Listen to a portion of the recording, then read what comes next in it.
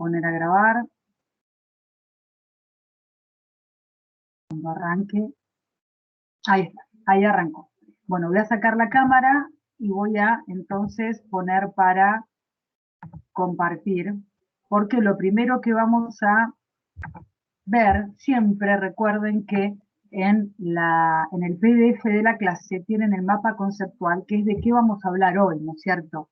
Entonces, nosotros hasta ahora lo que estudiamos fue el equilibrio del consumidor, por el enfoque cardinal y por el enfoque ordinal, que aprendieron con Carla el viernes a sacar matemáticamente el punto de equilibrio en donde ubica la cantidad óptima del consumidor, en donde la recta de presupuesto se hace tangente con la curva de indiferencia. Y entonces con Carla aprendieron a sacar las pendientes para igualarlas y de ahí sacar el equilibrio del consumidor. Bueno, vamos a seguir con ese tema, fíjense que estamos dentro del equilibrio del consumidor, vamos a seguir con ese tema, pero vamos a ver que tenemos una posibilidad de predecir el comportamiento del consumidor cuando, por ejemplo, le cambia el ingreso, ¿no? Porque yo puedo establecer el equilibrio del consumidor, como los ejercicios que vieron con Carla, que les decía, el ingreso del consumidor es 20.000 pesos. Bárbaro, ahí saqué un equilibrio. Pero ¿qué pasaría si ahora gana 50.000 pesos? ¿Se va a quedar en el mismo lugar? No, no se va a quedar en el mismo lugar. Bueno, vamos a ir viendo a través de la curva ingreso-consumo, predecir cuál va a ser la nueva situación de este consumidor ante el cambio del ingreso. O también puede ser que este consumidor está en equilibrio y cambia el precio de uno de los bienes. O sea, está en equilibrio diciendo, bueno, mi cantidad óptima de consumo es 20 peras y 40 manzanas, pero resulta que ahora las peras duplicaron su valor. Entonces, si las peras duplicaron su valor, ya no va a comprar 20 peras y 40 manzanas. Entonces, ¿qué tenemos que ver? Bueno, ¿cuál va a ser la nueva situación de equilibrio? Entonces, ¿va a haber un cambio en el equilibrio? Sí. Cuando es ese cambio a través, por causal del cambio de precio, lo vamos a analizar a través de lo que se llama curva precio-consumo. Cuando, como dije antes, el cambio se provoca por el cambio en el ingreso, vamos a analizar a ese consumidor a través de la curva ingreso-consumo. ¿Ok? Para esto vamos acá tienen todo, ¿no? El mapa conceptual. Para esto vamos a hablar un poquito primero de algunos conceptos que necesito que sepan. ¿Ok? Necesito que sepan que el ingreso nominal es diferente del ingreso real, ¿ok? Son dos tipos de ingreso. Tenemos, acá tenía otro Excel. Tenemos uno nuevo, vamos a ir compartiendo. El ingreso tenemos, por un lado, el llamado ingreso nominal, que todo lo nominal es lo que está escrito.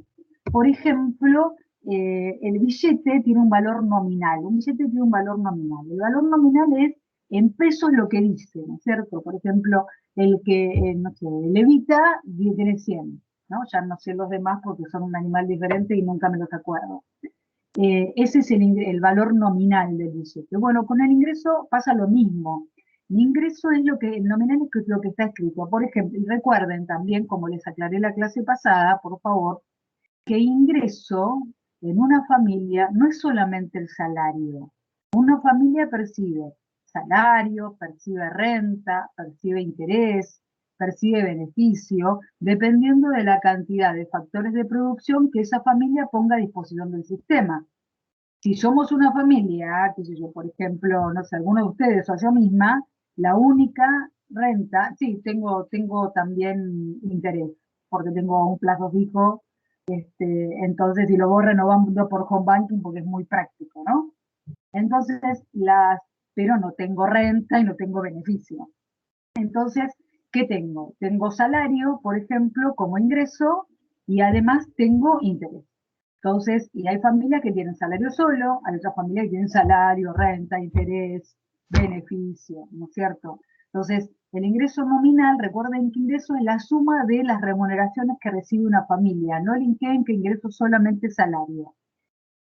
Y el nominal es lo que está escrito. Por ejemplo, mi ingreso va a estar constituido por, no sé, 1.000 pesos de interés y 20.000 pesos de salario. Ese va a ser mi ingreso, ¿no? Y si vivo sola y no, recuerden esto, y no correlaciono relaciones con alguien más, yo misma, cada uno de nosotros puede ser una familia. Acuérdense que una familia puede ser una persona sola, porque las características que tienen que ser es una o más personas que viven bajo el mismo techo y correlacionan sus decisiones económicas. Entonces, ese es el ingreso nominal, lo que dice mi recibo de sueldo, que dice 20.000 pesos, y lo que me da de interés el banco por el plazo fijo que tengo, 1.000 pesos. ¿Ok? Esa suma es lo que voy a contar, con la cual voy a contar yo para poder realizar mi consumo. Y por otro lado tenemos el ingreso, que se llama ingreso real, que surge de una cuenta que es ingreso nominal dividido lo que se llama nivel general de precios. ¿Sí? Ingreso nominal dividido nivel general de precios. Y el ingreso nominal ya dijimos recién que era. El nivel general de precios es básicamente la evolución de los precios cuando la quiero medir en una economía, ¿no es cierto? ¿Cómo mido la evolución de los precios en una economía? Y voy haciendo el precio de un bien más el precio de otro bien, ¿no? ¿Cómo hace el INDEC?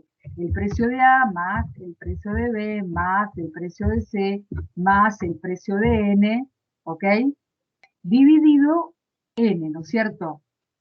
Eso hace el INDEC cuando determina que ustedes tienen en estadística también que les enseñan a obtener índices. Entonces, no es otra cosa si ustedes se ponen a pensar que yo gano 20.000, supongamos, ¿no? 20.000. Y el nivel general de precios es 2. Si yo hago el cociente, me va a dar 10.000. ¿Qué significa esto? El cociente, perdón, lo sumé. ¿Qué significan estos 10.000? Esos 10.000 es el ingreso real, es lo que de alguna manera con mi ingreso nominal puedo comprar, ¿no? Es lo que se llama también poder adquisitivo, ¿no? De una familia. Entonces, estos 10.000 lo que me están diciendo, bueno, la capacidad de compra que tiene este consumidor es de 10.000 de ingreso real. En sí, 10.000 no me dice nada, a no ser que yo lo vaya comparando. Profe, ¿Bien? perdona, Sí, disculpa, me perdí. decime. Porque, o sea, entendí la parte de que el ingreso nominal sería la suma de todos Sí, nuestros ingresos. exactamente, de todas tus Sean remuneraciones, renta, salario, intereses o lo que fuera. tal cual. ¿Por qué lo dividiste por dos? Lo dividí por 2, por como si 2 hubiera sido obtenido por el nivel general de precios. Este en nuestro país es el más usado para medir el poder adquisitivo del consumidor, es el IPC, el que usan ustedes en contabilidad para ajustar y demás, ¿no? Entonces, es el índice de precios al consumidor. De alguna manera estoy evaluando si los precios suben o bajan, porque si los precios suben, lo vas a ver reflejado acá, en el nivel general de precios. Si los precios bajan, lo van a ver revelado acá, ¿no es cierto? Entonces, el nivel general de precios se compone justamente, es un índice nada más, que te va a ir midiendo la evolución de los precios. Entonces, ¿vos qué tenés que Ah, es hacer? por eso que abajo pones que se hace la sumatoria de todos los precios dividido n. N sería Claro, la cantidad de exponentes que haya. exactamente, tal cual. Entonces Por puede ser 2 eso, como puede ser 83 el número ese. claro, depende de lo que tome el INDEC para sacar el nivel general de precios, exactamente. ¿Mm? Ok, y el resultado de eso sería en realidad mi ingreso real. Exactamente, los 10.000 te dicen que es tu ingreso real, es tu capacidad de compra que tenés respecto de eso. Que en sí los 10.000 así solito no te dice nada, pero mes a mes cuando vos lo comparás, supongamos que el mes siguiente vos ganás en vez de 20.000 de salario, tenés un salario de 40.000 y que los precios quedaron iguales, o sea que el índice dio lo mismo, o sea que tu índice sigue siendo de 2. Por lo tanto, ahora tu ingreso real es de 20.000. Y en sí no te dice nada si lo ves solo, pero ¿qué te dice? Mirá, duplicaste el poder adquisitivo, porque antes tu ingreso real era 10.000 y ahora es de 20.000. Entonces estás Claro, mejor. sería como simbólico, ¿no? En sí solito es como simbólico. Por eso es que tiene que ser siempre comparable. Profe, Sí, Puede ser que, o sea, se suele usar como índice, en este caso, bueno, acá en Argentina, el dólar, el valor del No, no, dólar. no. En Argentina nunca se toma el dólar dentro, porque el dólar no es un bien, entonces no se lo toma como el precio de un bien. El dólar, recuerden ustedes, que es una moneda que como es una moneda llamada fuerte, lo van a ver en macroeconomía, se la denomina divisa, pero no deja de ser una moneda. Entonces nunca se toman los índices para evaluar el poder adquisitivo, puede ser que para otro índice, pero para evaluar el poder adquisitivo de un consumidor y demás, y las expectativas de consumo y demás, nunca se toma el dólar. Se toman los precios que, por ejemplo, el índice de precios al consumidor contempla precios de alimentos, precios de alquileres, precios de salud, precios de seguridad, precios de educación, y después divide por la cantidad de precios que tomó. Entonces, de ahí se saca un índice. Entonces, el nominal dividido ese índice nos va dando el real. Entonces, así solito los 10.000 no me dijeron nada, pero cuando yo lo comparo, ahí sí, en este caso, fíjense, con este ejemplo que di, duplicó el ingreso real en el momento 1 al momento 0. Entonces, acá se ve que mejoró la situación del consumidor. ¿Está bien? Bueno, esa entonces es la diferencia entre ingreso nominal e ingreso real. ¿Cuál es el ingreso que más cambia, ¿no? Que nosotros siempre vemos que más cambia? El ingreso nominal no es tan volátil porque si nosotros, por ejemplo, percibimos salario, ustedes fíjense que las paritarias son las que nos van marcando, ¿no? Si estamos, no sé, empleados en el comercio, bueno, la paritaria de comercio me va a ir incrementando, no sé, cada 3, 4 meses el valor del ingreso nominal. Pero el ingreso real, y sobre todo una economía como la nuestra, tan inestable respecto a los precios, y fíjense que cambia permanentemente el ingreso real, ¿no? Porque si el ingreso nominal supongamos que cambia cada 3 meses, pero los precios cambian cada mes. Entonces, el ingreso real realmente es mucho más volátil que el ingreso nominal. ¿Cuál es el más importante que hay que cuidar? Es el ingreso real. ¿Por qué? Porque es la capacidad de compra que tiene mi consumidor en la economía. Entonces, ¿yo qué tengo que tratar de hacer? Que si los precios suben, supongamos que acá hubieran subido a 4 los precios, también se duplicaron, también hacer que el ingreso nominal se duplique de tal manera que aunque sea mi consumidor tenga el mismo ingreso real que antes. Porque si no, si los precios se hubieran duplicado, pero mi salario no, supongamos se hubiera ido a 30.000, lamentablemente, si bien sube el nominal, el poder de compra de ese ingreso que percibe el consumidor disminuye. Así que es muy importante que el ingreso nominal, si bien no cambia tan seguido como cambia el real, acá el real cambia mucho más rápido, los precios cambian mucho más rápido, tengo que tratar de acompañar con el nominal a los precios, que es un poco lo que se busca, ¿no? Con las paritarias para evaluar permanentemente el poder adquisitivo, ¿no? Del consumidor. Profe, ¿esto es lo que se denomina inflación? ¿Este proceso negativo? No, lo que se denomina inflación es que el nivel final de precios vaya creciendo. Esto de pasar de 2 a 4 significa que acá hubo inflación. Claro, ese proceso me refiero yo, y que por ende te dé un ingreso real menor de todo. Ah, sí. Sí, pero si vos lo acompañaste, ponele que vos acompañaste la inflación con la suba salarial, estás en el mismo lugar. Sí, bueno, de Ahora, por medio también te tiene que dar la capacidad económica y productiva del país. Seguro. Es lo Co- que se buscaría, digamos. Y sería ideal, pero no pasa por lo que yo tengo entendido. Hay años en que inclusive lo superó. Si uno se fija, años del año 2005, 2006, 2007, el ingreso nominal subía más que los precios. Entonces el real fue ganándole. En estos últimos años no. Los precios subieron más que el nominal, entonces el poder adquisitivo fue cayéndose, el ingreso real se fue cayendo. Hoy en día también, ¿no? Está más caído a lo que pasó con la inflación, hoy en día también. profe, actualmente, por ejemplo, comercio ahora había dado un aumento para los empleados de comercio Y justamente entre el mes pasado y algunos bienes aumentaron cerca de un 6%. ¿Y comercio de un aumento de cuánto? Creo que fue el 4%. Claro, mira, ya ahí con 2 meses de inflación se Sí. comió el 4% de aumento. O sea, haciendo una comparación ahora, porque, a ver, basándome en un bien que yo compro seguido, por ejemplo, empanadas, ¿no? Que salgo a comprar al mediodía. Por Entre el mes delivery. pasado y aumentó 3 pesos cada empanada, Ajá. que es un 6%, y comercio dio un 4%, o sea, ahí encontré sí. la relación como para decir. Sí, ahí tenés una pérdida de poder adquisitivo y solamente estás contemplando un bien.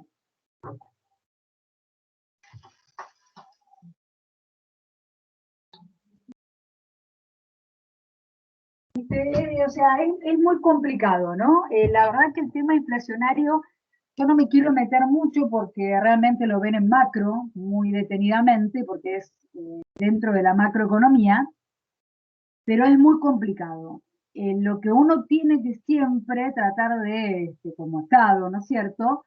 Por lo menos si hay inflación, que a veces es muy complejo eliminar la inflación, hacer que los salarios vayan siguiendo a la inflación, en lo mínimo aunque sea, ¿no es cierto?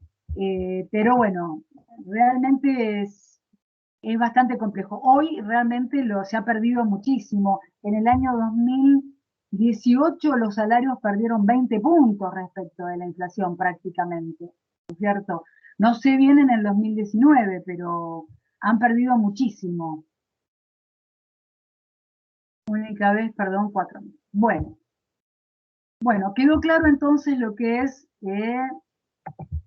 ingreso nominal e ingreso real. Bárbaro, yo necesitaba que supieran esto porque ahora vamos a ir viendo qué pasa con nuestro consumidor ante estos cambios.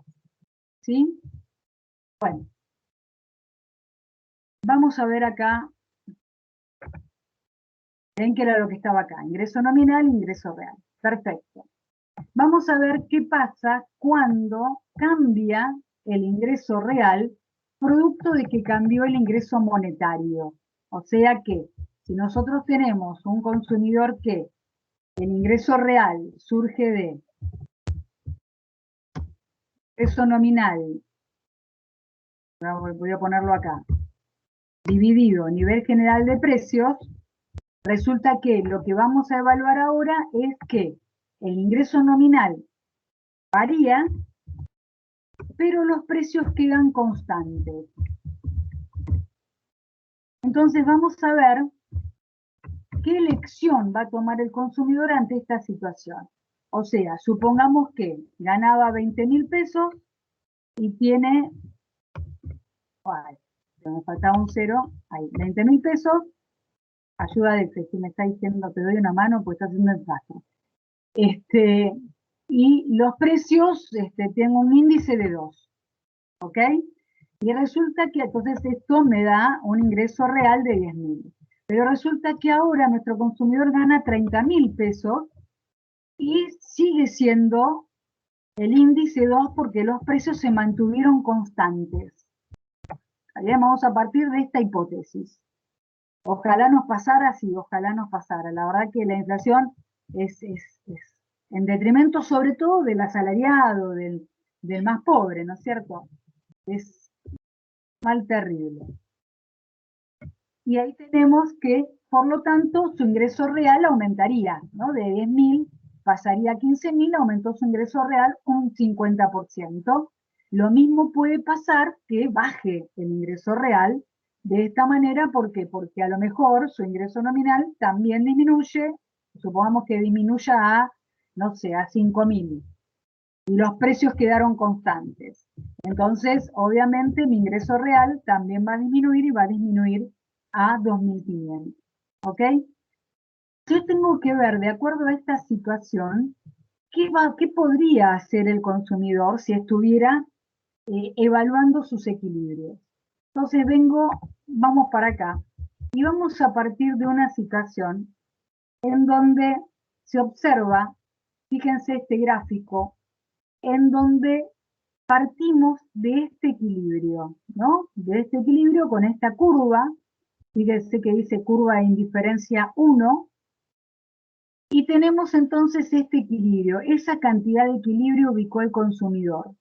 Entonces, este equilibrio, convengamos que, no sé, la suposición es que nuestro consumidor que eligió esas cantidades óptimas tiene un ingreso nominal de 20.000 pesos.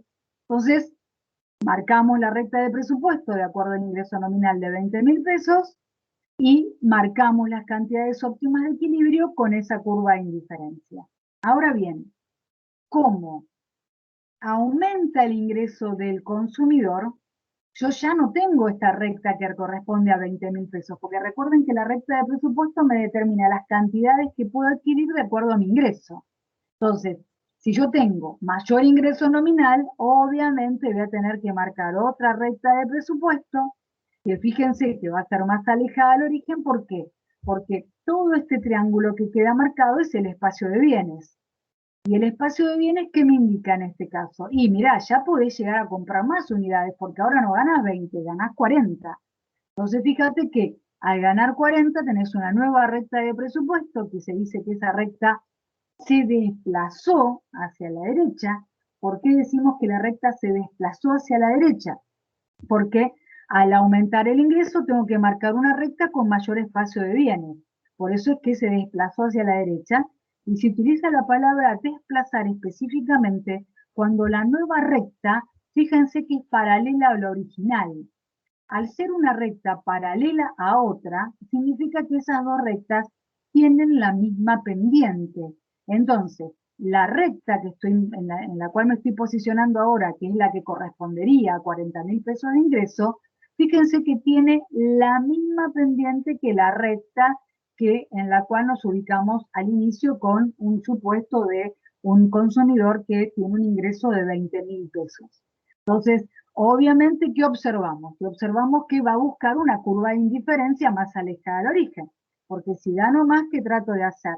De entrar a consumir más bienes. Por lo tanto, recuerden que cuanto más alejada del origen la curva de indiferencia, más utilidad me muestra, ¿no? Esa curva, más utilidad me representa. Entonces, la recta de presupuesto se va a desplazar hacia la derecha. Voy a ubicar recuerden que hay una mapa de curvas de indiferencia, voy a ubicar otra curva de indiferencia más alejada del origen, y fíjense que en este caso, ahora vamos a explicar bien por qué, son bienes normales. Y ahora vamos a aclarar qué es un bien normal.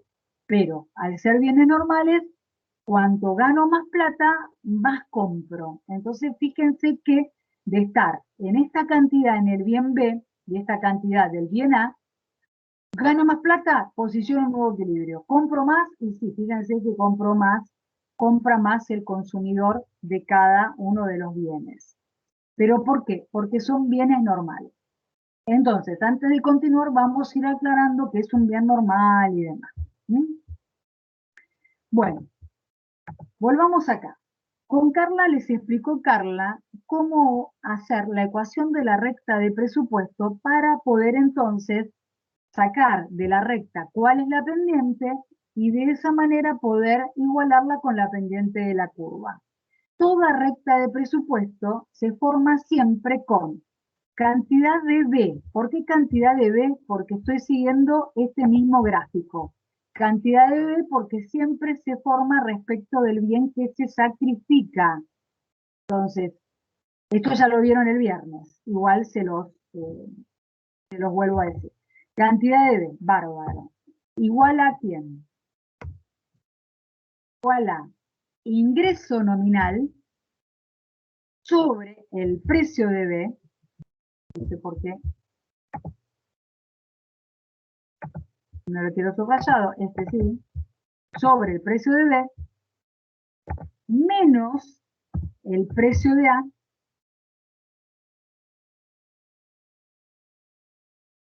sobre el precio del bien B por la cantidad de A.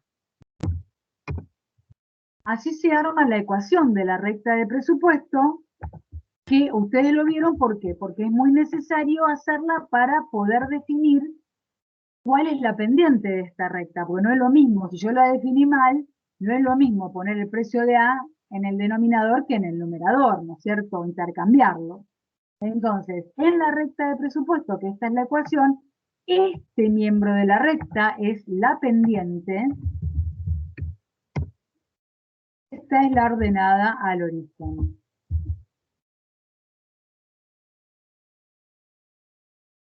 ¿Ok? Ahora bien, si yo estoy dando el ejemplo de un consumidor que ganaba 20.000 pesos y que ahora gana 40.000, lo único que se modifica en mi ecuación es esta parte, ¿no es cierto?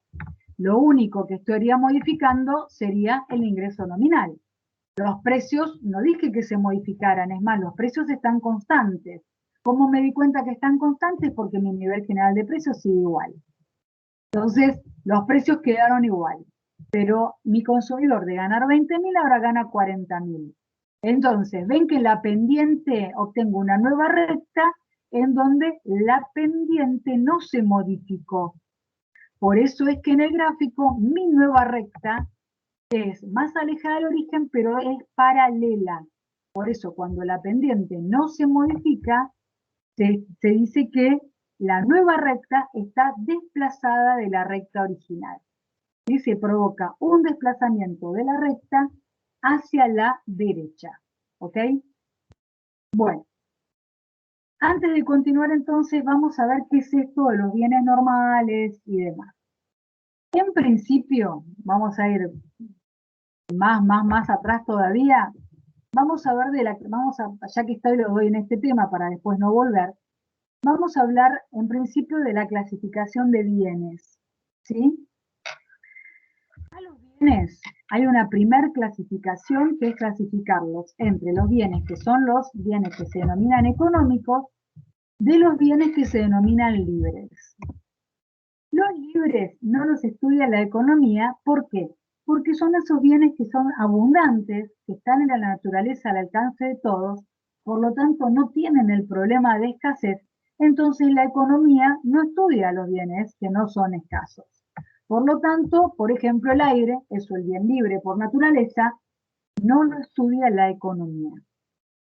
Los económicos sí son los bienes que son escasos, recuerden que no es porque sean pocos, sino porque son limitados respecto de la cantidad de necesidades del ser humano, y además tienen un proceso, un costo por extracción o por producción.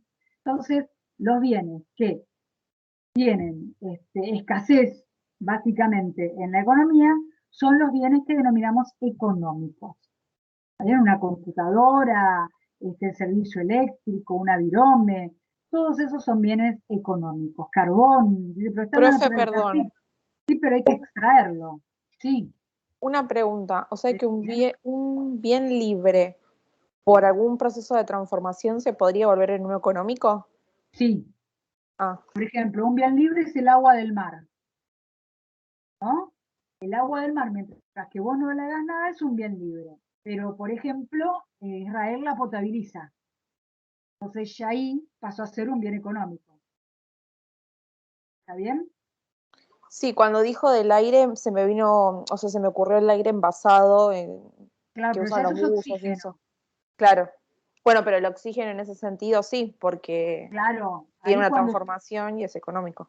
exactamente, cuando ya lo tenés envasado en esos tubos y demás, ya pasa a ser un bien económico. Listo, gracias, profe. No, de nada.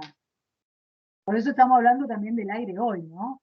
Capaz que dentro de 150 años empiezan a estar esas ciudades futuristas con esos domos que las encierren y ya el aire pasa a ser un bien económico, ¿eh? Eso, todo puede ir sucediendo, lamentablemente. Bueno, Profe, una compañera le pregunta si puede repetir. no me acuerdo de qué punto, pero Yo tampoco, pero leí el chat nomás. tal cual, tal cual. Lo que yo decía era que tenemos una primera clasificación básica de bienes, que es clasificarlos en económicos, que son aquellos que son escasos y que además tienen una transformación, que no significa que estén en la naturaleza y entonces por eso sean escasos. Por ejemplo, el carbón, hay mucha abundancia de carbón, pero se lleva un proceso de extracción. Entonces, es un bien económico. En cambio, como una lapicera, como un auto, como la luz, son todos bienes económicos que recuerden, no porque sean pocos, sino que son escasos porque no pueden atender a todas las necesidades del ser humano. Y el bien libre, por excelencia, es el aire, porque si uno, igual que el agua de mar, ¿no? Si uno se pone a visualizar ese tipo de bienes, son bienes que están abundantemente en la naturaleza y que están al alcance de todos los consumidores sin ningún tipo de limitación. Entonces, esos son bienes libres, por lo tanto, la economía ni los analiza, ni los estudia, porque no considera que, no, al no ser escasos, no considera que sea necesario evaluar cómo se administran para satisfacer necesidades. Así que la economía no se mete con los libres. Bueno, dentro de los económicos, a ver, espero que haya sido eso, fui hasta el 0, así que espero que haya sido eso. Dentro de los bienes económicos, tenemos otra clasificación, o sea, los libres ya está, listo, no los analizamos más. Dentro de los económicos vamos a ver una primera clasificación que los divide en típicos, por un lado, y atípicos, el otro, ¿sí? Los bienes son típicos o atípicos dependiendo de la relación que tienen con su precio. ¿Qué significa esto? En los típicos, si sube el precio, baja la cantidad que se demanda de ese bien, y si baja el precio, sube la cantidad que se demanda de ese bien. Esto sería un comportamiento, cuando nosotros observamos ese comportamiento, mira, sube el precio, entonces consumimos menos, de un bien típico. Lo único que tengo que analizar es que suba el precio, ¿Por qué? Porque puede ser que suba el precio un 10% y que el ingreso del consumidor suba un 100%. Entonces subió el precio un 10%, pero el consumidor gana el doble y compra más. Y uno dice, ¿pero es típico? Sí. Hay que analizarlo solamente con respecto a la suba del precio. Sube el precio y el consumidor sigue ganando lo mismo, entonces bajó la cantidad, listo, es un bien típico. Cada vez que se hace este análisis, tenemos que hacer lo que dice la ley de demanda, que es solamente la variable que tiene que fluctuar para que la ley de la demanda sea válida, es que se tiene que modificar nada más que el precio del bien. No puedo analizar qué haría el consumidor. Entonces, en los típicos, si sube el precio y todo lo demás queda constante, baja Q, y si baja el precio y todo lo demás constante, sube Q. En cambio, en los atípicos, si sube el precio, sube Q, y claramente lo mismo al revés. Estos bienes, realmente, hoy no tenemos bienes que reaccionen de esta manera. En la economía aplicada no hay bienes hoy que reaccionen de esta manera. Sí, si ustedes leen Parkin, él menciona unas papas en el siglo XV, creo que era, en Inglaterra. Y después, hace unos años, leí un informe de un economista chino que había encontrado que unos bienes, que unos fideos orientados a un sector de muy bajos recursos, también subía el precio y subía la cantidad, ¿sí? Pero básicamente era porque no podían comprar otro tipo de bienes, ¿no es cierto? Porque eran sectores de muy bajos recursos, lo único que prácticamente consumían. Entonces, la verdad que hoy no hay bienes que reaccionen de esta manera. Todos los bienes que encontramos dentro del análisis de la economía aplicada son bienes típicos, no atípicos. Vuelvo a repetir, el dólar no es un bien, porque a veces me lo ponen acá, pero de pronto sube el dólar y salimos corriendo a comprarlo. No. Lo que pasa es que es una divisa, que al ser una divisa sabemos que va a mantener valor a lo largo del tiempo. Entonces, ¿qué hacemos? Los países que no contamos con monedas fuertes, lo que hacemos es cambiar nuestra moneda, que devalúa permanentemente, para resguardo de valor. Ese mal dicho ese se compra dólares, por eso por ahí ustedes a lo mejor lo confunden con un bien. Uno no compra dólares, cambia pesos por dólares. De hecho, el mercado se llama mercado cambiario, ¿no es cierto? Entonces, pero bueno, es coloquial el término comprar, vender. De hecho, cuando ustedes ven la pizarra, dice valor de compra, valor de venta, no valor de cambio de peso a dólar o valor de cambio de dólar a peso, ¿no es cierto? ¿Todos los activos Entonces, funcionan igual, profe? ¿cómo? ¿Todos los activos no son considerados bienes? Claro, depende de, por ejemplo, las acciones tampoco, por ejemplo, en este sentido estricto de la palabra, ¿no? Por ejemplo, tampoco el oro en barrita, ¿no es cierto? El oro en un anillo de oro que quiero comprarle porque cumple 15 años mi sobrina, entonces le quiero comprar un anillo, eso sí, pero el dólar con el certificadito del banco que te dan el lingotito, no, tampoco porque funciona de la misma manera, ¿no es cierto? No estamos. Ustedes recuerden que los bienes son recursos que sirven para satisfacer necesidades de consumo. Entonces, en este caso, ni el dólar ni el oro en ese sentido, sí, por ejemplo, un anillo de oro. Ahí sí. Las acciones tampoco, porque a veces me las confunden también. Profe, Sí. ¿y Tengo a los Mariana con la bienes? mano levantada. Mariana Sí, Godoy, sí. los bienes que serían de lujo entran en los atípicos. No, tampoco. Tampoco. No importa si es de lujo o es de primera necesidad. Vos lo que tenés que ver es realmente solamente cambia el precio, ¿qué pasa con la cantidad? ¿No es cierto? Por ejemplo, hace no me acuerdo en qué año se empezó a aplicar impuesto a los autos más caros. Entonces, antes de que aumentaron un poquito el precio, antes del impuesto aumentaron el precio y aumentó el consumo. Entonces, pero como aumentó el precio, aumentó el consumo. No, había otra situación que te estaba haciendo que no fuera solamente lo que se fijaba el consumidor el precio, que era que se había anunciado, ya había un run run en la City, digamos, que se había anunciado un aumento, un impuesto a ese tipo de autos. Entonces salieron a demandar autos antes de que les apliquen el impuesto, a pesar de que había subido, creo que un 15% en un mes, había sido una barbaridad, me acuerdo, porque, dice, pero como subió el 15%, aumentaron la demanda, subió el 15%, aumentaron la demanda, pero uno empezó a visualizar que era porque en el mes siguiente se empezaba a aplicar el impuesto. Entonces, en vez de pagarle un 15% más, le vas a terminar pagando un 40% más, ¿no? Por el 15 más el impuesto. Así que no, cualquier tipo de bien, vos tenés que relacionar siempre precio y cantidad, solamente qué pasa con el precio. Profe, Cuando después hay otra razón en el medio, no le des bolilla. Sí. yo tenía la mano levantada porque le quería consultar. Ah. El caso de los remedios, Sí. ¿no? Un remedio que se consume por vida, o sea, ¿cuál sería? Porque no me parece que entraría en típicos, no me parece que encuadre.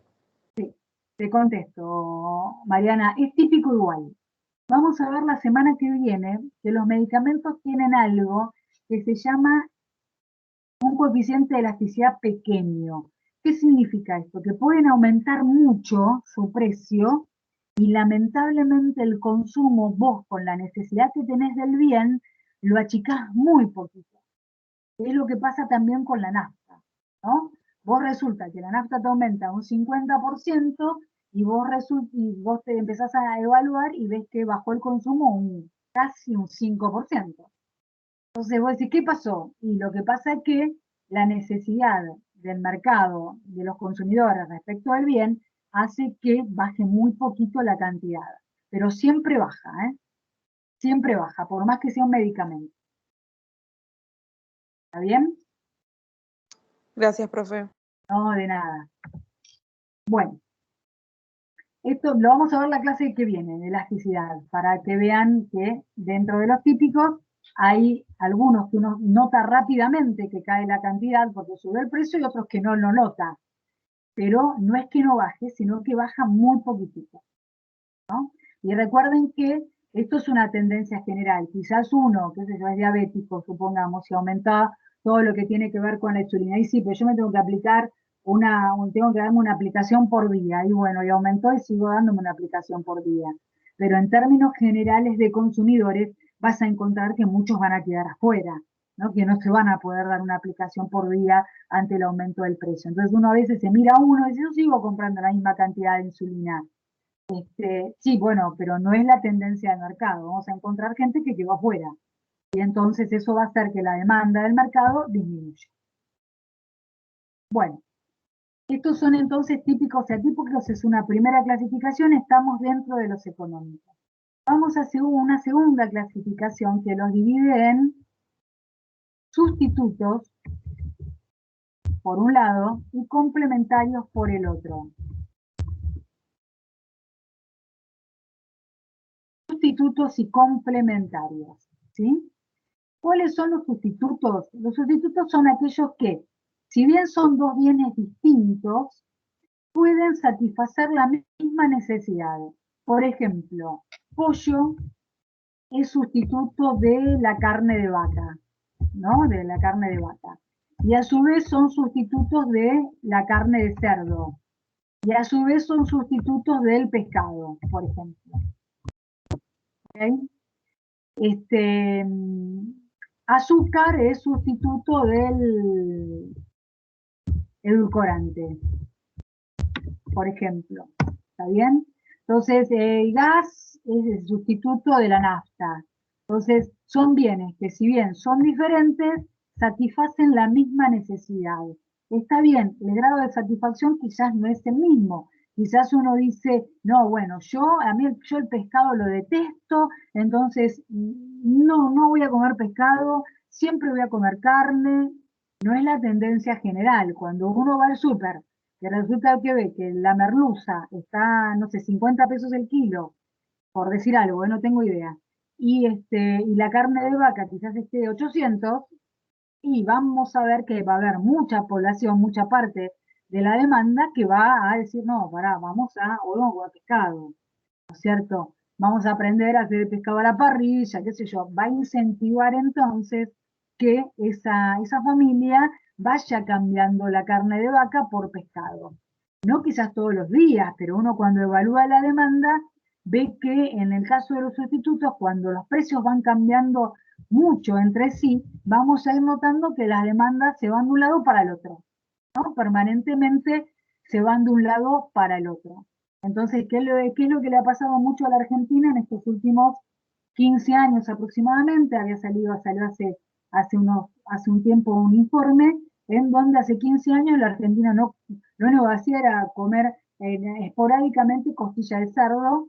Hoy la carne de vaca ha ido subiendo tanto el precio y el cerdo ha estado con un precio mucho más estable respecto de la carne de vaca, que hemos cambiado muchísimo el consumo y hemos aumentado más per cápita los kilos de cerdo que lo que consumíamos hace 15 años, ¿no? Hace 15 años, la bondiolita de cerdo, la verdad que si ustedes preguntan en su familia, ustedes son muy chicos, si preguntan en su familia, tipo que no sé ni de qué me estás hablando, y hoy en todos lados el sanguchito de bondiolita de cerdo es muy, muy consumido, muy demandado. Entonces, los bienes sustitutos se pelean las demandas entre ellos, ¿no? Alguno va a decir, no, yo no uso nunca azúcar, uso edulcorante, así que, bueno, recuerden que es una ciencia social que marca tendencia, ¿no? La tendencia es que compitan estas dos demandas. Y así tenemos, ¿no? Hasta por marca, ¿no es cierto? Tenemos sustitutos, Pepsi, Coca. Si yo puedo encontrar algún consumidor, a mí la Coca me encanta, ni loco, tomo Pepsi, qué sé yo, llega al supermercado, si ve la Pepsi 50 y la Coca 200, vamos a ver si cuando iba a buscar y agarrar la botella, alguien en ese momento no cambió y dijo, mira, vamos a probar nuevamente, le vamos a dar de nuevo un changüí a la Pepsi, a ver si, una oportunidad, a ver si me gusta, ¿no? Todo depende muchísimas veces del precio. Bueno, en cambio, los complementarios son bienes que, en vez de pelear sus demandas, al contrario, son demandas que se acompañan. ¿Por qué? Porque el consumidor necesita consumir dos bienes o hasta tres bienes juntos para poder satisfacer la necesidad. Por ejemplo, nafta, ¿no? Y auto. No me sirve de nada un auto si no tiene nafta. ¿Qué hago? Lo dejo ahí en la calle y le voy a poner macetas arriba. Tampoco me sirve de nada la nafta si no tengo el auto. Entonces, claramente son bienes que en vez de pelearse las demandas, compiten entre ellas las demandas de, en vez de pelearse las demandas, estas demandas se acompañan, ¿está bien? Por ejemplo, no sé, la computadora con un pendrive, no me sirve de nada el pendrive si no tengo un lugar en donde obtener o pasarle la información o reproducirle la información que tiene. Entonces, tengo que tener la computadora y también la computadora tiene que tener electricidad y así, ¿no? Son todos bienes que para que puedan funcionar necesitan de otro, ¿no? Cartucho e impresora, este también es uno muy obvio, ¿no es cierto? No me sirve de nada el cartucho sin la impresora y viceversa. Entonces, estos bienes, en vez de muy lejos de pelearse, se acompañan. Sí. No sé si alguien me quería preguntar algo. No, me parece que se la activó alguien sin querer. Bueno. Y vamos entonces a otra clasificación que es en normales, bienes normales por un lado y bienes inferiores por el otro. ¿Sí? A los normales también se los llama superiores, pero a los inferiores, ojo que no se les llaman anormales, se les llama solamente inferiores. Entonces los normales, también llamados normales o superiores, y los inferiores solamente tienen como nombre inferior. Bueno, ¿cuáles son los normales? En este caso, se clasifican como normales o inferiores teniendo en cuenta la relación del consumo con el ingreso del consumidor. ¿Sí? Acá vamos a tener en cuenta la relación del consumo con el ingreso del consumidor. Entonces vamos a tener, por ejemplo, si sube el ingreso del consumidor, sube la cantidad. Este es el normal. Y lo mismo si baja, ¿cierto? Si baja el ingreso del consumidor, baja la cantidad que compro de ese bien. ¿Bien? Si gano más plata, salgo más a comer afuera. Si gano más plata, viajo más. Si gano más plata, compro más ropa. ¿Está bien? Esos son los normales. Y los inferiores pasa lo contrario. Si sube el ingreso del consumidor, baja la cantidad. Y si baja el ingreso del consumidor, sube la cantidad. Entonces, pareciera raro, ¿no es cierto? Gano más y compro menos de ese bien. Entonces uno tiene que ponerse a pensar de qué bienes uno mismo gana más plata y compra menos. La preferencia de marcas, profe. Exactamente, tal cual. Uno tiene que ver los bienes que cuando empieza a ganar más plata los saca de su canasta de consumo. Y que son los de baja calidad, los de segundas marcas. Exactamente. Esos son los bienes que son inferiores. Espérenme, que hay un ruidito, no sé si alguien le quedó enganchado. Ah, no, estamos todos silenciados. Entonces, uno en ese caso de esos bienes, que son de segunda calidad o de segundas marcas, lo que hace es, cuando gana más plata, sacarlo, ¿no es cierto? No, la verdad que yo siempre estoy comprando, no sé, este alfajor marca X, y empiezo a ganar más plata, y no sé, antes de entrar al laburo, hoy me estoy comprando el de primera marca, ¿no es cierto? Esas son situaciones que le pasan al consumidor en donde los inferiores empiezan a ser la estrella de la economía cuando se observa que hay una crisis económica y también cuando uno observa que hay una recesión, ¿no? Desde el económico. Entonces ahí empiezan a ser la estrella de los supermercados, ¿no es cierto? Cuando uno va al supermercado empieza a ver marcas que jamás se había visto por ahí. ¿Por qué empieza a haber marcas que jamás se había visto? Y porque el ingreso real de los consumidores va disminuyendo.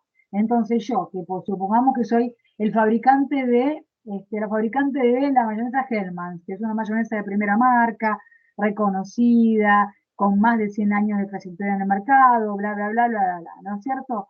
y resulta que, no sé, la verdad que 200 pesos el kilo de mayonesa. Y estoy observando que mi cantidad, la cantidad que vendo cada día va bajando, entonces empiezo a ver que el consumidor habitual que me compra tiene caído tanto su poder adquisitivo que ya no me puede comprar. Entonces, ¿qué tengo que hacer? ¿Quedarme ahí y ver cómo mi demanda se la llevó a otra empresa? No, lo que tengo que hacer entonces es sacar una segunda marca con una menor calidad para que pueda ser más competitiva respecto del precio y entonces sacar, qué sé yo, marca Gelmita y poner el kilo en vez de 200 pesos, ponerlo a 120. Entonces ahí estoy también llegando a esos consumidores que no es que no me compran porque mi mayonesa sea mala, no me compran porque no me están pudiendo comprar, entonces buscan reemplazarme. Entonces yo como empresa también tengo que darles el reemplazo. También tengo que ponerme en la situación de poder darles el reemplazo porque si no se lo va a dar otra marca. Entonces saco una segunda marca. Entonces ustedes van a ver que esto se vio mucho, pero mucho, mucho en la crisis del 2001, ¿no? En el 97 ya empezamos con recesión económica, empezaron a haber marcas en los supermercados, sobre todo los supermercados sacaban marcas propias, empezamos a ver marcas de todo tipo en los supermercados, porque justamente como en el 97 empezó la recesión económica que eclosionó en el 2001, el poder adquisitivo ya caído tanto que, pero igual necesitamos comer, entonces, ¿qué hacemos? Comemos o nos vestimos o utilizamos productos de menor calidad, ¿no? Para higiene, para lo que fuera. Entonces, en esos productos de menor calidad pasan a ser la estrella, que son los inferiores. Cuando yo, por ejemplo, como empresa, tengo que ver, supongamos que, esperen que el silencio, que hay alguno, ahí está. Supongamos que, no sé, ya empezaron la última empresa que sacó una segunda marca, ustedes algunos ni existían, la última empresa que sacó una segunda marca porque se resistía, no por su soberbia de ser Coca-Cola, fue Coca-Cola, justamente, y que dijo, no, yo no voy a sacar una segunda marca, no voy a sacar una segunda marca, pero sí porque a Coca-Cola, escúchame, la gente la quiere igual y la consume, tenga plata o no tenga plata. La cuestión es que las ventas se le fueron a pique y fue una de las últimas en sacar gaseosas de segundas marcas que la sacó con una marca que llamaba Tai o Tai, ¿no? Depende de cómo, no me acuerdo dónde estaba el acento, pero bueno, Tai o Tai. Bueno, la cuestión es que saca esta segunda marca no en lo que era cola, sino en lo que era tipo Sprite, sacó una de Lima, ¿no? Una Tai Lima y una Tai naranja. Y la verdad que era de muy buena calidad, a pesar de ser una segunda marca de Coca-Cola, ¿no? Pero mucho más barata. Le fue muy bien. ¿Y qué pasa? Cuando el consumidor empezó a observar que cuando el consumidor empezó a estar cada vez mejor y recuperó su nivel de ingresos previos a la crisis, igualmente seguía consumiendo la TAI. Y a las empresas no les conviene que sigan consumiendo el inferior. ¿Por qué? Porque yo quiero que el consumidor vuelva a Hellmann's, que es la que me da la mayor utilidad, porque puedo vender mi kilo de mayonesa a 200 pesos.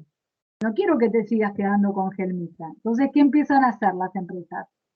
La empiezan a sacar del mercado, ¿no? Se lo van sacando al consumidor para que aquel que había dicho, che, no, pero la verdad que es re buena esta gaseosa.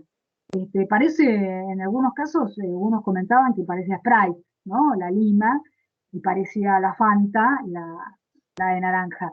Entonces, ¿qué hizo? Coca-Cola rápidamente, cuando empezó a ver que el nivel de ingresos era acorde a los previos a la crisis, listo, saquemos, y fíjense que no hay TAI en el mercado, ¿cierto? Después, con el tiempo, fue comprando algunas marcas como para hacer ese proceso. Compró Courage también, como para ir haciendo un poco este proceso de tenerlas ahí, y cuando van a ver que si esto sigue de alguna manera haciendo que los ingresos se deterioren, van a ser otra vez la estrella, ¿no? de la economía, los bienes inferiores. ¿Bien? Entonces, los que más tienen que saber de bienes no somos los consumidores consumimos de acuerdo a nuestras necesidades. Los que más tienen que saber de estas clasificaciones son los vendedores. Porque si yo vendo pollo, tengo que andar viendo con el otro ojito a ver cómo van el precio de mis competidores. Lo peor aún con respecto a las marcas o a la carnicería. Si vendo pollo, resulta que tengo la carnicería, tengo una carnicería en la esquina y tengo la otra en otra esquina y la otra enfrente, y claramente tengo que saber que los otros venden lo mismo que yo, así que los precios tienen que ser más o menos equiparables a los competidores, si no, no voy a, si yo tengo el pollo a 500 pesos el kilo y los demás lo tienen a 200 y no voy a vender un kilo de pollo. Entonces son ellos, está obvio también con los complementarios, fíjense que no es casualidad que los que fabrican impresores fabriquen los cartuchos y que los hagan, fíjense que el cartucho de HP no es compatible con Epson, por ejemplo, y de cada impresora tiene un cartucho específico. No es porque no puedan hacer una impresora con un cartucho general, sino que no quieren, ¿no? Entonces, querés tal impresora, tenés que usar este cartucho.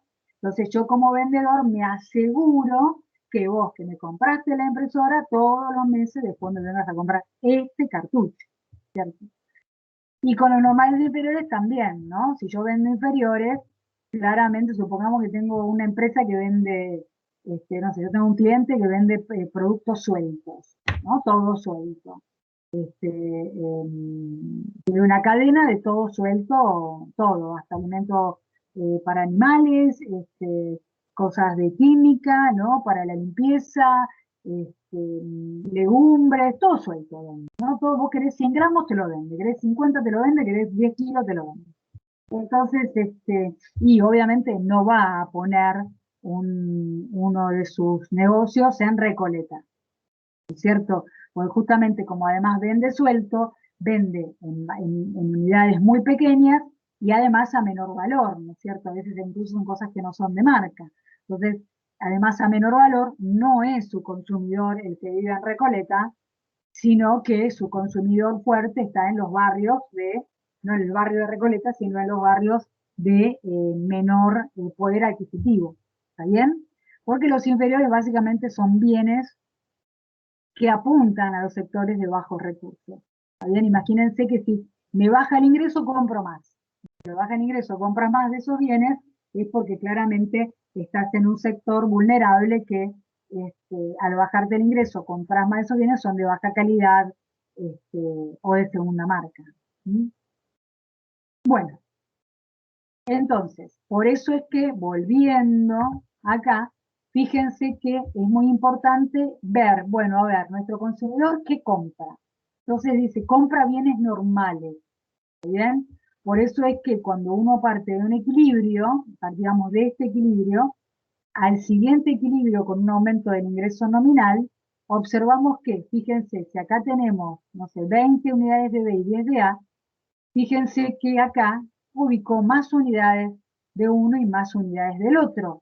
Entonces, eso que está viendo, que son bienes normales, o sea, ganó más plata, se posicionó en una nueva recta de presupuesto más alejada del origen, y además compra más de cada uno de los bienes.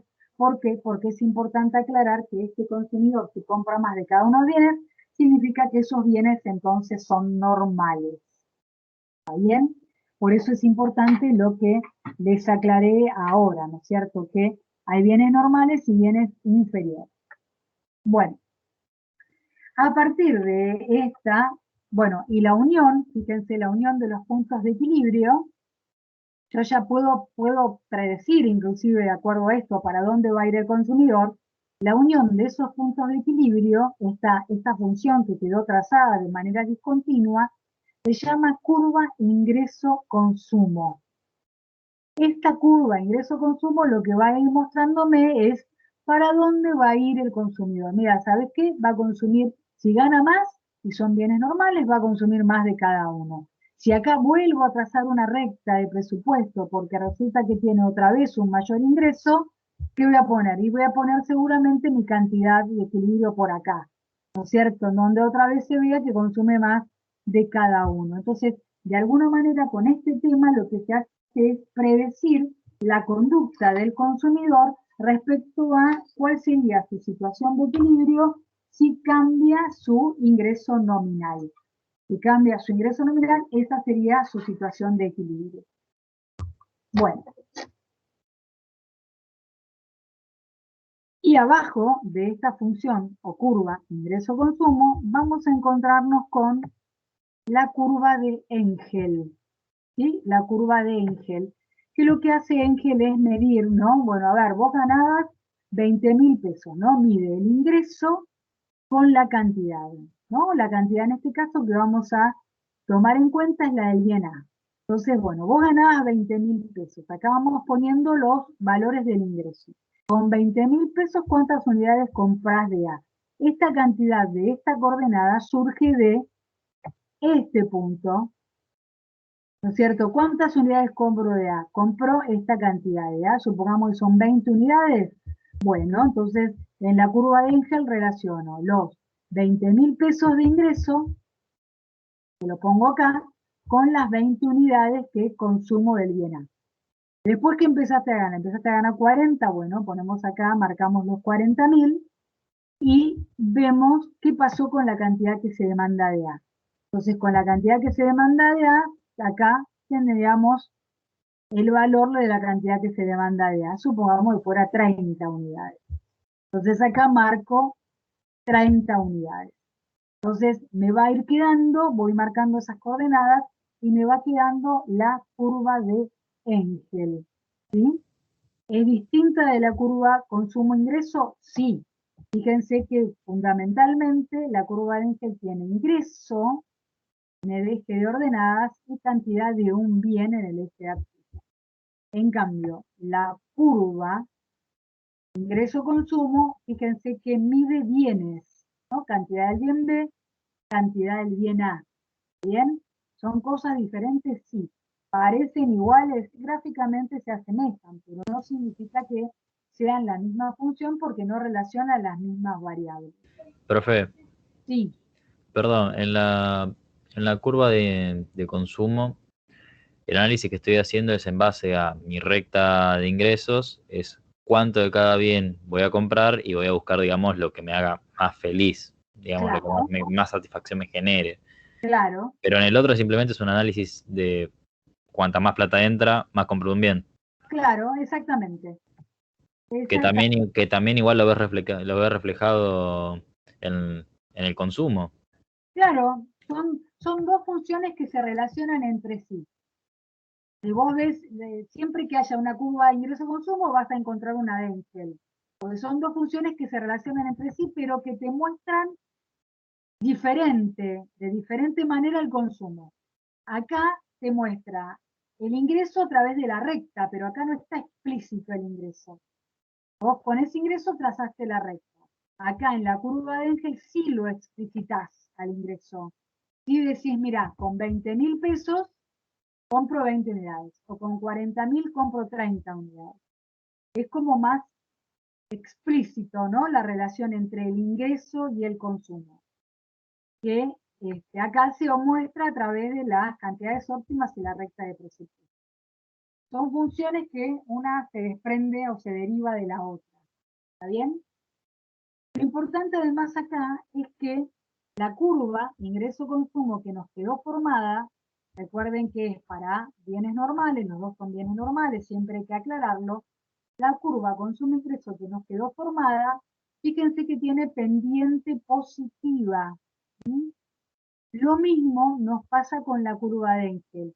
La curva de Engel, cuando estoy analizando a un bien normal, tiene pendiente positiva. ¿Por qué? Porque el bien normal, recuerden, más gano, más compro. Menos gano, menos compro. Recuerden que la relación de las variables que analizo, si se ven en forma directa, si se relacionan de manera directa, me va a dar una función con pendiente positivo y si se relacionan de manera inversa, me va a dar una función con pendiente negativa. Entonces, la curva de Engel y la consumo-ingreso, cuando son bienes normales, me va a dar siempre con pendiente positivo. Bueno, ahora, porque no está en el PDF, observé ayer que no estaba, voy a activar la cámara. A ver, perdón. O sea que los bienes superiores serían los bienes de primera, claro, exactamente, Matías. Los bienes superiores son los de primera marca y los inferiores segunda, tercera, ¿sí? Bajas primeras marcas de baja calidad. Lo que pasa es que uno la primera marca la asocia con buena calidad. Y lo que considere el consumidor que no es buena calidad va a ser un bien inferior. Bueno, voy a activar la cámara porque ahora ¿qué les voy a mostrar? Les voy a mostrar, espero que no caiga todo. Les voy a mostrar, que no está en el PDF, qué pasa cuando... No, Elvira, justamente. La curva de Eiffel tiene pendiente positiva, así como la de ingreso-consumo, cuando los bienes que se analizan son normales. Ahora vamos a ver qué pasa cuando tenemos un consumidor que compra un bien normal y un bien inferior. Vamos a ver que le cambia la situación. Bueno, fíjense por favor, ahí, si alguien le quiere sacar una foto, sáquesela, si no, no hay problema, lo muestro Profe, acá. le hago una pregunta. ¿Podría dejar de compartir pantalla así la podemos ver completa? Sí, igualmente después háganme acordar que la vuelva a compartir y si no, acordate que me podés anclar. Ah, está bien. Ahí la dejé de compartir, igualmente, ¿sí? Pero Gracias. viste, cuando te aparecen mis dos puntitos, lo podés, me podés anclar a mí. Ah, ¿Está no bien? sabía. Gracias, profe. No hay problema. Bueno, igual mejor que la dejé de compartir, si no esto capaz que no aguanta. Bueno, fíjense por favor, acá tengo un gráfico como el que tienen ustedes, a ver si ahí lo acerco un poquito más para que les quede bien, bien grande. Tienen un gráfico como les mostré recién, pero tiene una particularidad este gráfico, ¿sí? Otra vez, ¿qué se observa? Se observa que el consumidor compraba acá, ¿cierto? Esta era la recta de presupuesto inicial, donde entonces sus cantidades óptimas están en el punto A, que sería este valor, ¿no es cierto?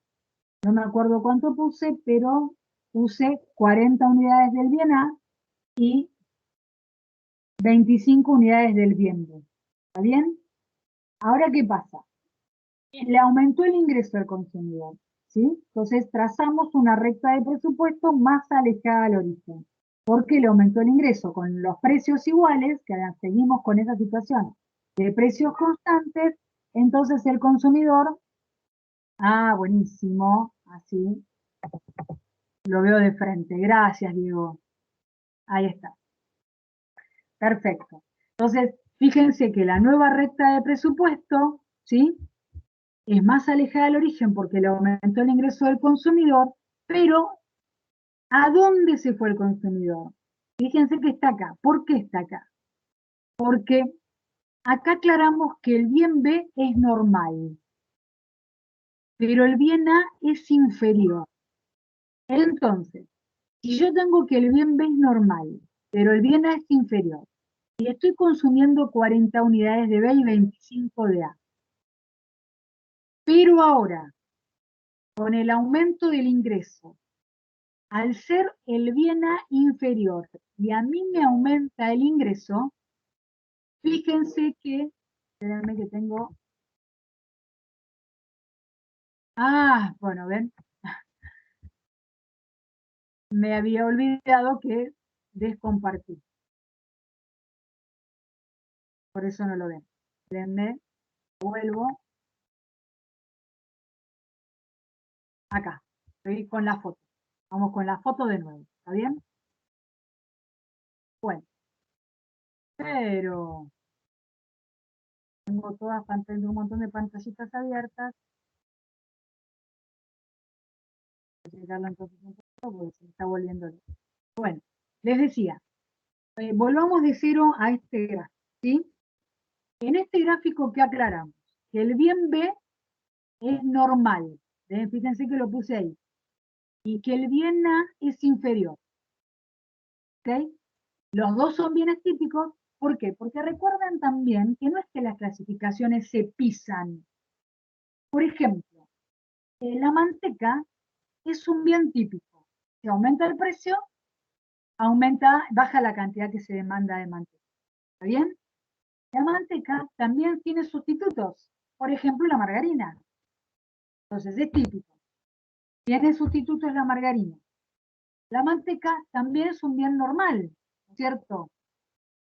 Obviamente dependiendo mucho de la marca, pero bueno, en general no hay demasiadas marcas de manteca, en general es un bien normal.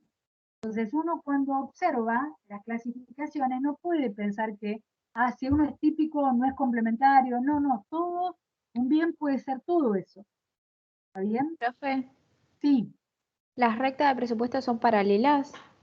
claro, ¿por qué? Porque partimos del mismo de la misma hipótesis en donde, esta que dijimos acá, ¿sí? En donde vos tenés que cambia el ingreso nominal y como no cambian los precios, las rectas son paralelas. Mantenés la pendiente de la recta original.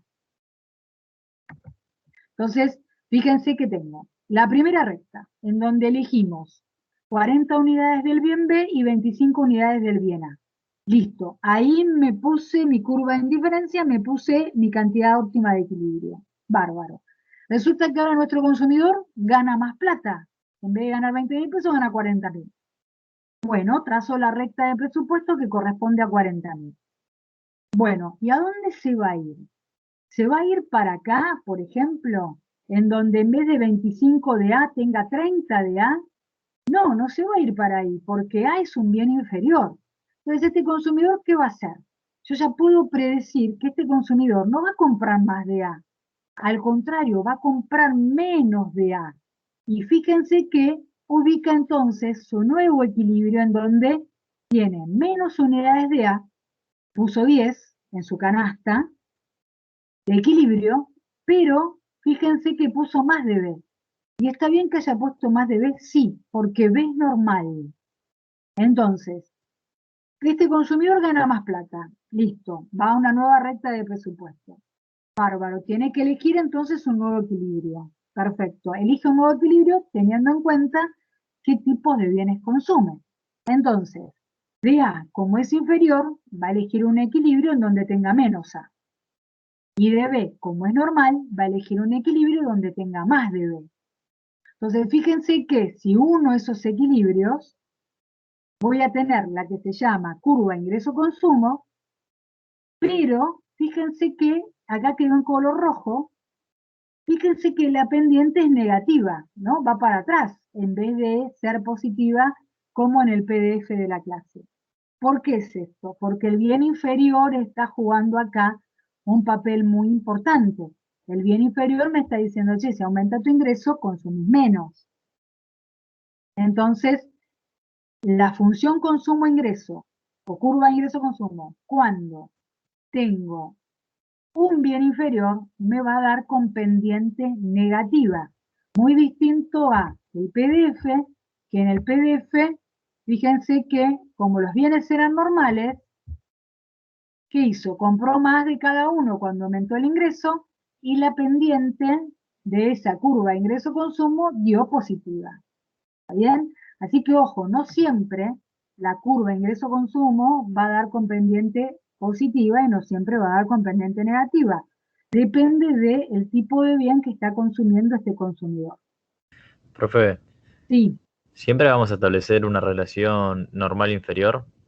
sí, siempre. Porque como Siempre. ahora razonando que usted dijo que siempre que el que está en, digamos, en el cuadro de las I, el B, es el que vamos a renunciar, por ende va a ser el normal, ¿no? No, pero en ese sentido no te preocupes, puede estar en cualquier lado, ¿eh? Eso depende de cada uno de nosotros. No, puede estar en cualquier lado. Pero la relación normal inferior siempre va a estar dada. O sea, uno de Sí, los dos sí, tiene que ser normal y alguno de los dos tiene que ser inferior. exactamente, tal cual. Generalmente en los libros tenés al inferior en el eje de X porque es más fácil de ver el gráfico. Si no, estaría todo al revés. Pero puede estar en cualquier lado, ¿eh? No hay problema con eso. Bueno, Disculpe, profe, sí. perdón que la interrumpa. ¿Puede repetir de vuelta por qué tiene pendiente negativa el gráfico? Tiene pendiente negativa porque vos recordás que las pendientes, el gráfico no, acordate, la función consumo-ingreso o la curva ingreso-consumo. Tiene pendiente negativa porque vos la pendiente de una función se la da la relación de variables. Y en este caso, las variables son cantidad de A y cantidad de B. Y vos fíjate que para estar acá, vos tenías 25 de A, y para pasar a B, ¿qué hiciste? Sacaste unidades, o sea que esta variable se achicó. Pero ¿qué pasó con B? Con B subió. Entonces tenés una relación entre A y B que es inversa. Achicaste una para que suba la otra. Por eso es que esta pendiente te va a dar pendiente negativa. Esta pendiente como cualquier función, porque la pendiente se la da la relación de variables. En cambio acá tenés pendiente positiva, porque si acá yo hubiera tenido el punto A, supone que tenga, no sé, 10 unidades de B y 20 de A, para pasar a este punto B tengo que tener más unidades y más unidades. Entonces acá subió una variable y subió la otra. Por eso en este caso la pendiente te da positiva. Es por eso. Gracias, profe. Más bien una cuestión matemática, ¿no? Bueno, vamos a ver también que entonces hay una curva de Engel. ¿Ok? La curva de Engel,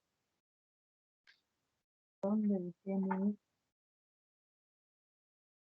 mi gráfico? Para este mismo ejemplo, yo acá quiero que la vean bien de dónde la hago surgir. Fíjense ahí, por si. ¿Ven? Fíjense ahí, que acá tengo la curva de Engel. ¿Sí? Se las voy a acercar un poquito más. Ven que tengo el ingreso y también con la cantidad de A, que recuerden que A es inferior. ¿Está bien? Entonces, si yo tengo el ingreso y la cantidad de A, parto de una situación en donde supongamos que nuestro consumidor gana 20.000 pesos, ¿no? Que es el primer ingreso. Entonces gana 20.000 pesos. Bárbaro. Al ganar 20.000 pesos, ahí tiene esa cantidad que compra de A. ¿De dónde surgió? Y surgió del primer equilibrio. En las 25 unidades y las 25 unidades. Bárbaro. Ahora resulta que gana 30.000 pesos. ¿Qué pasó? Me vengo acá y mirá, A disminuyó el consumo. Fíjate que ahora entonces de A compra menos. Entonces de A tengo 10 unidades. Ahora estoy viendo justo ahí las 10 unidades.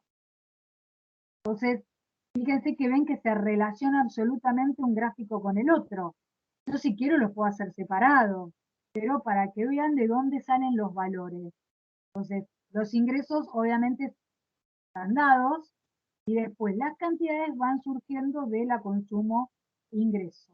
Por lo tanto, si ustedes observan bien la curva de Engel,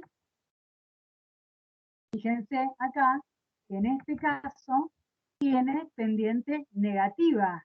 ¿Por qué tiene pendiente negativa? Porque cuando ganaba 20.000 pesos, ven que compraba 25 unidades de A, pero ahora que gana 30.000, ven que compra menos. Entonces, esta variable se achicó, pero esta variable aumentó.